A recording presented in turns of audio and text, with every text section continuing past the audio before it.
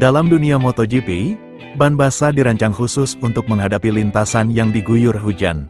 Dengan pola alur yang dalam, ban ini mampu mengalirkan air keluar dari permukaan, menjaga cengkeraman dan stabilitas di kecepatan tinggi.